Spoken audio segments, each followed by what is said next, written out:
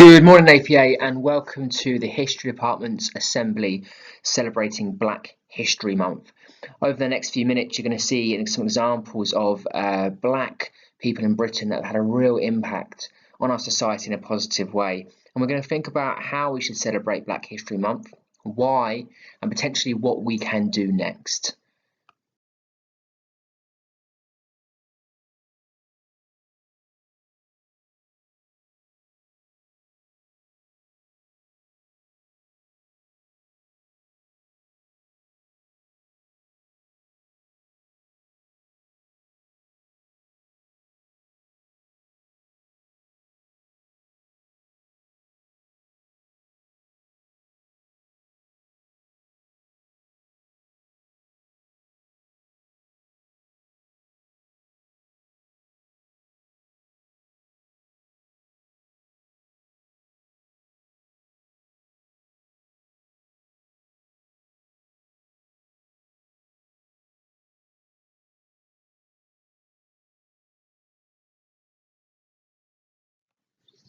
The two values we're looking at today is value 3, a desire to contribute to society in a positive way, and value 4, a sense of self-awareness combined with the integrity to be compassionate towards others. And I think both of these values really match up to this idea of Black History Month, to understand how we can contribute to our society positively, but also having a self-awareness of perhaps of those who aren't recognised and aren't always seen as equal in society. And this idea is all culminating in the idea of community for APA and our wider lives as well. So our British value that we're focused on today is democracy, a system of government by the whole population or all the eligible members of a state, typically through elected representatives, and the idea that people have equality to vote and right for a say in a country. Our religious quote today is going to be focused on the Islamic quote by Imam Ali: "Lead such a life that when you die, the people may mourn you, and while you are alive, they long for your company."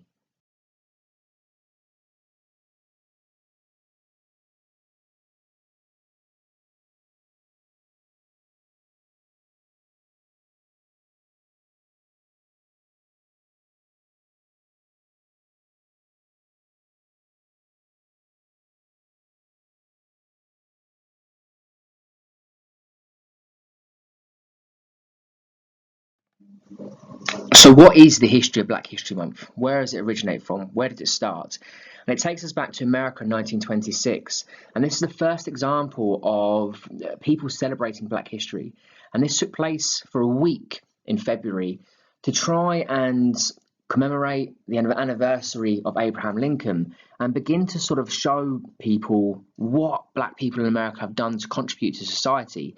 And this furthers through the 1930s as literature was created and teachers were encouraged to teach more Black history in the classroom to widen people's knowledge in society in the hope of dealing with the racist inequality and just change people's opinions. Now in the UK, this didn't really become a celebration until 1987, when in October we celebrated our first Black History Month. And since then, we have had this month every year trying to look at celebrating Black people for what they have done to contribute to our society. So why do we celebrate Black History Month?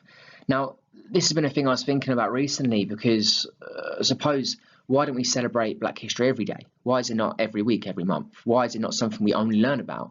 But I think the emphasis for being just a month really makes us aware of what people do in our society that we don't always recognise.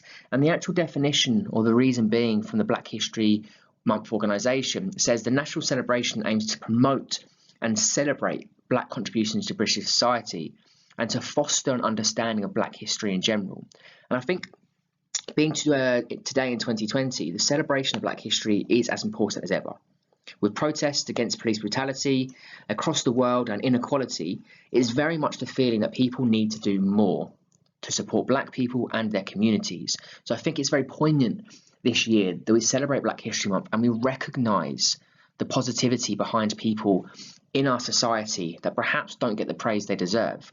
Over the next few slides, you're going to see some examples of Black Britons that have contributed to our society in a different way, and we're celebrating them and recognising what they have done for us.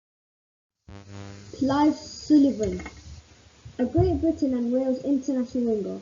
He played with both Hull and Hull Kingston Rovers in his career, and also played for Oldham and Doncaster. He was the first black captain of the Great Britain Lions and for any national British sporting team. Diane Abbott was born in Jamaican immigrants in London 1953. Her father was a welder and her mother a nurse. She attended Harrow Country Grammar School for Girls and then Newnham College, Cambridge, where she read history. Abbott's career in politics began in 1982 when she was elected to Westminster City Council, serving 1989 into 1987.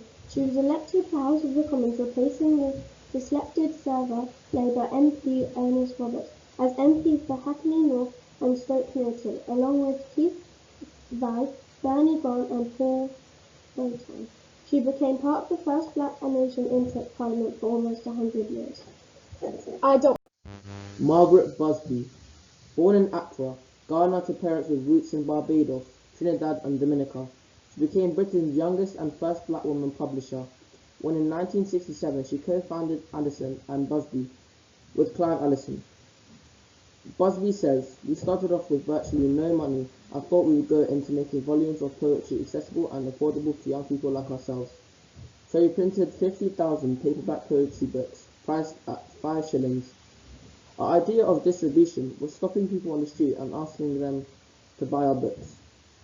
Busby went on to be A&B's editorial director for 20 years, publishing a cluster of significant titles such as Sam Greenleaf, Marcus Rashford is leading a huge campaign to end childhood food poverty in the UK, telling the government the time for action is now. The Manchester United striker, who earlier this year forced Boris Johnson into a spectacular U-turn over extending free school meals into the summer holidays, has joined forces with many of the UK's major supermarkets and food retailers to call for the creation of a national food strategy. It would see a major expansion of free school meals, school holiday sport, and the Healthy Start voucher scheme in a bid to ensure no child goes hungry. Wythenshawe raised Rashford, 22, has written to every MP in the country urging them to back the campaign. So as well as celebrating Black History Month, we have to think about what comes next. After this month, what do we do? How do we react? How do we respond? What can we do to have a positive impact? Some of you may be aware of the protest that took place following the murder of George Floyd in America. The protests really represented frustration and anger towards inequality of black people across the world. It's clear that the issue is still ongoing, and you can see in the images below what it looked like in London. And this continued for a few weeks and still to today, because people are still searching for equality, retribution, and some kind of way out of this racist inequality that we still see. So after reading more around the subject and becoming more familiar with the issue, it's become clear that racist ideas really are built of ignorance and lack of knowledge. And according to Rennie Edo-Lodge in her bestseller, Why I'm No Longer Talking to White People About Race, the best way to combat racism and inequality is to educate yourself and prove ignorant and racist people why they are wrong. Now, over the next few slides, you're going to see some examples of books that you can read to develop your knowledge of the problem, whether you've been impacted by yourself or whether you have no clue about this issue at all. So the first two examples we have is Rennie Edo-Lodge's book, and this book really looks to focus on her story, her situation, her feelings towards this issue, and she talks quite a lot about how it's only been since she stopped protesting that people have asked her about the issue. And her book title, Why I'm No Longer Talking to White People About Race, is really a sign of her frustration, because she's been campaigning against this for so long, but it's not until she stopped that people really wanted to hear her opinion. So in her book, you get to see and hear what she's experienced and how she looks to sort of break that cycle moving forwards. The second example we have is from a grime artist and author called Akala. He's well known previously for his music, but nowadays about lectures and writing this book about race and class in the ruins of the empire. And as a history teacher, this book is an excellent way of incorporating sort of black history to his modern day experience and talking about how he's grown up in London and the things he's experienced in his life and how he feels this needs to be combated by the sort of systemic way that we approach people who are not of a certain class or ethnicity. And it's a really interesting take on his life and perhaps what we can do to combat this in the future. The next two examples we have is David Olusoga and his idea of Black and British, a forgotten history. Now, this is really a story of people in Britain who are Black and their experiences, and I suppose how they approach this situation. And I think this book really gives an insight into how they've been mistreated throughout, and again, perhaps gives more knowledge to understand the inequalities, to perhaps give us an emphasis to move forward and challenge and fight against. And the second book is quite a slightly different approach from Layla Saad, and this is more about me and white supremacy and approaching this from somebody who isn't Black, because as myself, it's very difficult to understand the actual feelings of racism when it hasn't been towards me.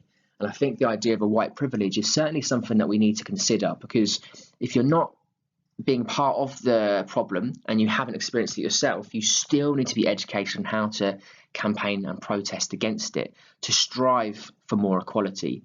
Now, if you have time in your tutor sessions now, I think this is a really important topic that needs to be discussed, to have some honest opinions and perhaps thinking about what we can do next. So tutors, if you do have a moment, please open a discussion on what your tutees think we should do next as a school, as a wider community, as a country, and perhaps possible solutions to this, so we can create perhaps every day a celebration of Black people in our school and country.